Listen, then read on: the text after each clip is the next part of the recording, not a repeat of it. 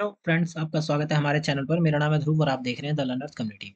आज की वीडियो में हम बात करेंगे BA honours English third semester के क्वेश्चन पेपर के बारे में। सब्जेक्ट का नाम है रोमांटिक लिटरेचर और ये आपका यूनिक पेपर कोड है। बीए ऑनर्स इंग्लिश में आपको ये सब्जेक्ट देखने को मिलता है। रोमांटिक लिटरेचर थर्ड सेमेस्टर का कोर्स है।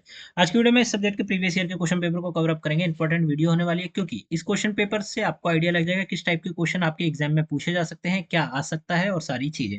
तो वीडियो को कंप्लीट देखिए, स्किप मत करिए। अगर आपने कोई भी वीडियो को स्किप करा तो आपका हो सकता है कोई इंपॉर्टेंट क्वेश्चन छूट जाए, क्योंकि एसओएल में मोस्टली क्वेश्चन रिपीटेड होते हैं, तो इस क्वेश्चन पेपर में से आने के चांसेस बहुत ज्यादा है।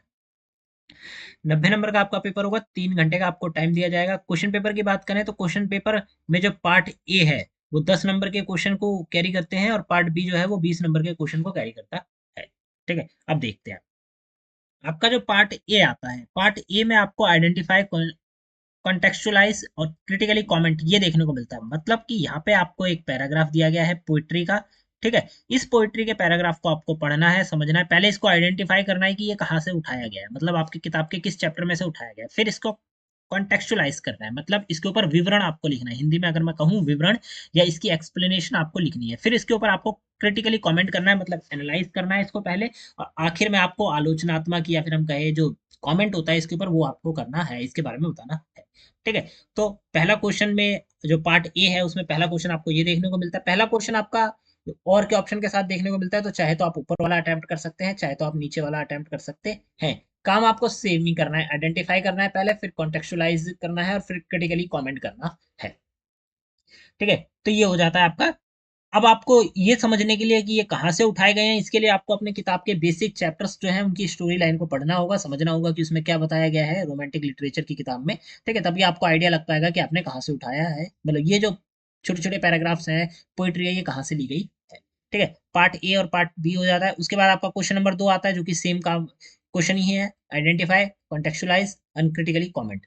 ठीक है, इसमें सबसे पहले आपको पता करना है कि कहाँ से उठाया गया है, मतलब कौन से चैप्टर से लिया गया है। फिर इसका कॉन्टेक्चुअलाइज करना है, विवरण देना है। उसके बाद आपको क्रिटिकली इसके ऊपर कमेंट भी करना है। ये आपका पैराग्राफ है। चांसेस होते हैं कि रिपीटेड ही है, तो आप इनको जो मैं आपको इस वीडियो में दिखा रहा हूँ इनको एक बार पढ़ के जाइए, समझ के जाइए। ठीक है, इनकी जो बेसिक इन्फॉर्मेशन होती है वो लेकर जाइए कि इसमें क्या बताया गया है, किसके बारे में बात हो रही है, कहाँ से उठाया गया है। तो आप लोग अच्छे से आंसर बना के लिख पाएंगे अगर डायरेक्ट पूछ लिया जाता है तो। ठीक है, क्वेश्चन नंबर 2 आपको देखने को मिलेगा। क्वेश्चन नंबर 2 और के ऑप्शन के साथ यहाँ पे अवेलेबल है, चाहे तो आप ऊपर वाला अटेम्प्ट कर सकते हैं, चाहे तो ये वाला अटेम्प्ट कर सकते हैं। और सेम क्वेश्चन नंबर 3 भी आपका ऐसा ही है। क्वेश्चन नंबर 3 में भी आइडेंटिफाई, कॉन्टेक्चुअलाइज और क्रिटिकली कमेंट है। मतलब पहले के 3 क्वेश्चन, 1, 2 और 3, तो सेम ही चीज के क्वेश्चन है। आइडेंटिफाई, कॉन्टेक्चुअलाइज और क्रिटिकली कमेंट के ऊपर आपको पहले 3 क्वेश्चन ही है। ठीक है, तो आपको इन 3 क्वेश्चंस के अकॉर्डिंग ही अपना पेपर प्रिपेयर करके जाना है, तभी आप लोग अच्छे से आंसर बना के लिख पाएंगे।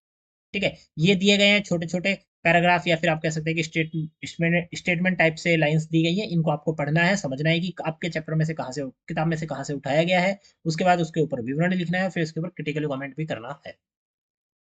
ये हो जाता है। फिर पार्ट बी आता है। पार्ट ए हमारा हो गया। पार्ट ए में 1, 2, 3 क्वेश्चन है जो कि आपके कंपल्सरी, आपको तीनों के तीनों अटेम्प्ट करने हैं। मतलब पार्ट ए आपका 30 नंबर का हो जाता है।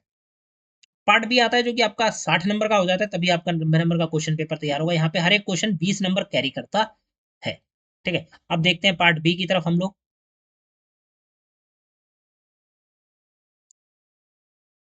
क्वेश्चन नंबर 4 के ए में आपसे पूछा गया है कि colourise dissensions and odd, explore the romantic dialogue between hope and despair, discuss. ठीक है, डिस्पेयर, डिस्कस, डिस्कस। आपको यहाँ पे दो कैरेक्टर्स के बीच में रोमांटिक डायलॉग आपको क्या करने हैं, एक्सप्लोर करने हैं। ठीक है, बिटवीन होप एंड डिस्पेयर, इनके बीच में आपको जो रोमांटिक डायलॉग्स है वो आपको यहाँ पे क्या करने हैं, एक्सप्लोर करने हैं, समझने हैं, बताने हैं। ठीक है, क्वेश्चन नंबर 4 का ये हो जाता है। क्वेश्चन नंबर 4 के और के ऑप्शन के साथ आपको चाहे तो ऊपर वाला अटेम्प्ट कर सकते हैं, चाहे तो ये। The chimney sweeper's poem decisively located blank within the late 18th century tradition of arts as radical politics and discuss।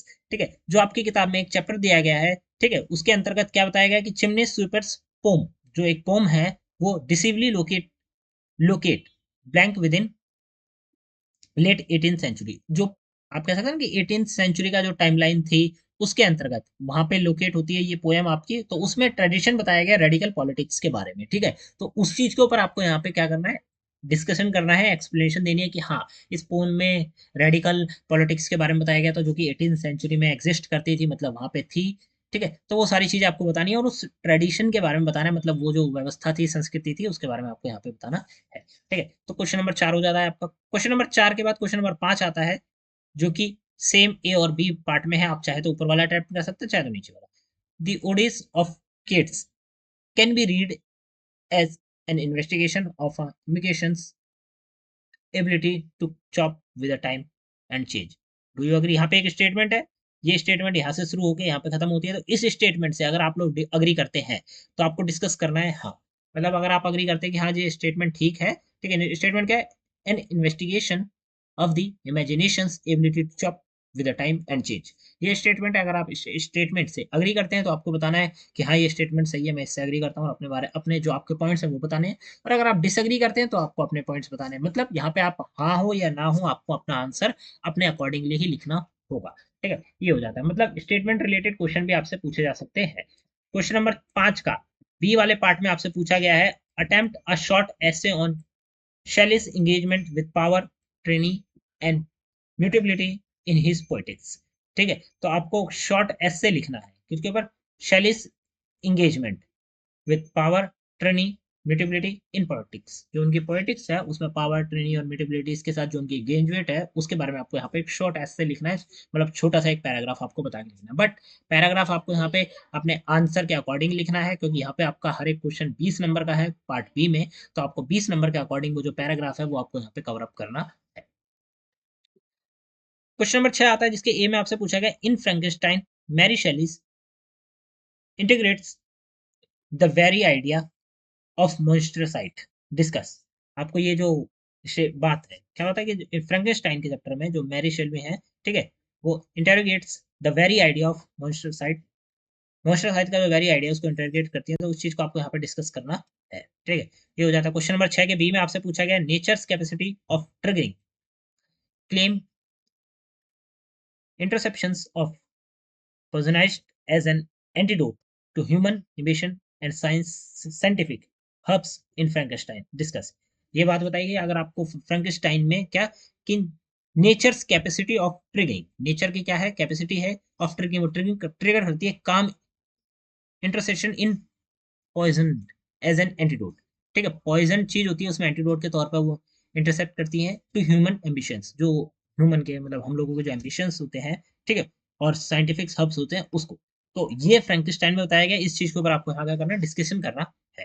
ठीक है, ये हो जाता है। क्वेश्चन नंबर 7 आता है, जिसमें आपको nature is incidental in romantic poetry, functioning merely as a site of representation or the passive trigger for an predominantly male poetic imagination. Do you agree? ये एक स्टेटमेंट है, अगर आप इस स्टेटमेंट से या आप कहें कि एक प्रकार से इस लाइन से अग्री करते हैं तो आपको बताना है हाँ, अदरवाइज नहीं।